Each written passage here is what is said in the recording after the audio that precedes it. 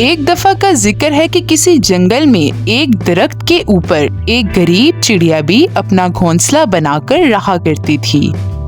चिड़िया भी बहुत गरीब थी और उसके पास पैसे कमाने का कोई जरिया भी नहीं था। आए रोज चिड़िया बी के घर फाके हुआ करते थे। चिड़िया बी इस सारी सूरत हाल से बहुत तंग और परेशान थी। चिड़िया बी के घर से कुछ दूर एक दरख्त के ऊपर एक कौवा भी रहा करता था। कौवा भी चिड़िया की तरह बहुत गरीब था। कौवे के पास खाने के लिए कुछ ना था और उसके घर में भी हर रोज फाके हुआ करते थे। एक रोज कौवे को एक तरकीब सूझी और वो चिड़िया के पास मिलने के लिए गया। अस्सलामुअलैकुम चिड़िया बी, कैसी हो? वालेकुम अस्सलाम कौवे भैया, मैं ठीक हूँ। कैसे आना हुआ? दरअसल चिड़िया बहन, मुझे एक जरूरी बात करनी है।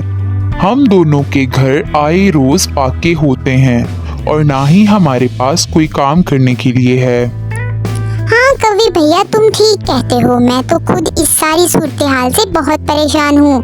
अगर तुम्हारे पास इस मसले का कोई हल है तो जरूर बताओ।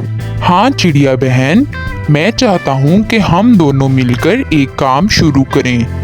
कुछ पैसे तुम डालो और कुछ पैसे मैं डालूंगा। हम जंगल में एक जनरल स्टोर खोलेंगे।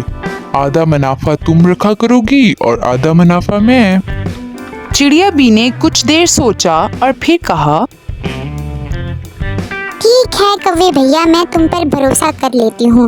मेरे पास पैसे तो नहीं हैं, अलबत्ता कुछ जेवर जरूर है। मैं तुम्हें वो जेवर दे देती हूँ, तुम जेवर बेचकर पैसे ले लेना। ये कहकर चिड़िया बी ने अपने कीमती जेवर कौवे भैया को दे दिए और कौवा वो जेवर लेकर वहाँ से चला गया। कुछ दिनों के बाद कौवे और चिड़िया ने मिलकर जंगल में एक जनरल स्टोर खोल लिया था। अब जंगल के सब जानवरों को सामान खरीदने की बहुत आसानी हो गई थी। सब जानवर करीबी जनरल स्टोर से खरीदारी करने के लिए आते थे। यूं आहिस्ता आहिस्ता चिड़िया और कौवे के घर के हालात बदलना शुरू हो गए। अब वहाँ गुर्बत की जगह खुशहाली ने ले ली थी। हर महीने दुकान से जो भी मुनाफा होता था, कौवा उसमें से आधे पैसे खुद रखता था और आधे पैसे चिड़िया बी को देता था। चिड़िया बी भी कौवे के इंसाफ से बहुत मुतमईन थी। यूं ही वक्त गुजरता रहा और चिड़िया बी और कौवा मिलकर काम चलाते रहे। आहिस्ता आहिस्ता कौवे की नीयत बदलनी शुरू हो गई। वो सोचता था कि दुकान से जो भी मुनाफा होता है वो खुद सारा रखे और चिड़िया बी को कुछ भी ना दे। इतना सारा पैसा देखकर कौवा लालची हो गया और वो ये भी भूल गया कि इस दुकान को बनाने के लिए चिड़िया बी ने अपना जेवर बेचा है। कौवे ने सोचा, क्यों ना किसी तरह मैं चिड़िया बी को रास्ते से हटाकर खुद इस दुकान का मालिक बन जाऊं। कुछ ना कुछ तो करना पड़ेगा। यूं कौवा हर रोज चिड़िया बी को मारने की तरकीबें सोचता था। एक दिन कौवे के दिमाग में एक मंसूबा आया। उसने जबरदस्त किस्म की हलवे की प्लेट तैयार की और हलवा लेकर चिड़िया बी के घर चला गया। अरे कौवे भैया, तुम आओ आओ। हाँ चिड़िया बी, मैं तुम्हारे लिए हलवा लेकर आया हूँ। आज मैंने घर पर हलवा बनाया था तो सोचा कि तुम्हारे लिए भी ले जाऊं। बहुत शुक्रिया कौवे भैया। चिड़िया बहन, जरा चक्कर तो बताओ कि कैसा हलवा बना है। चिड़िया ने जैसे ही हलवा चखा तो फौरन वो फर्श पर तड़प तड़प कर मर गई, क्योंकि कौवे ने हलवे के अंदर जहर मिलाया हुआ था। जब कौवे ने चिड़िया बी को मार दिया तो उसके बाद उसने खुद सारी दुकान पर कब्जा कर लिया। अब कौवा बहुत खुश था। वो अकेला इस दुकान का मालिक बन गया था। हर महीने लालची कौवा पहले से ज्यादा पैसे कमाने लग गया था। उसने चिड़िया बी के घर पर भी कब्जा कर लिया। यूं दिन पर दिन गुजरते गए।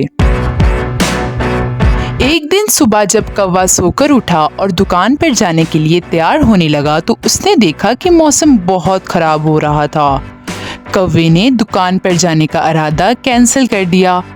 अचानक गरज चमक के साथ बारिश होना शुरू हो गई। तूफान इतना शदीद आया कि सारा घर तबाह बर्बाद हो गया। कौवा ये सब कुछ देखकर बहुत घबरा गया। उसने बड़ी मुश्किल से अपनी जान बचाई। तूफान थमने के बाद कौवा भागकर दुकान को देखने के लिए गया तो ये देखकर कौवे ने रोना शुरू कर दिया क्योंकि सारी दुकान भी तबाह हो चुकी थी। कौवे को पता चल गया था कि उसने चिड़िया बी पर जो जुल्म किया था उसे उस जुल्म की सजा मिली है। अब कौवे के पास ना रहने के लिए कोई घर था और ना ही खाने के लिए कुछ था। कौवा अब चिड़िया बी से माफी भी नहीं मांग सकता था। यूं कौवे को अपने किए जुल्म की सजा मिली और उससे भी सब कुछ छिन गया। Assalamualaikum my dear friends. Please don't forget to like, subscribe and share my YouTube channel. Thank you.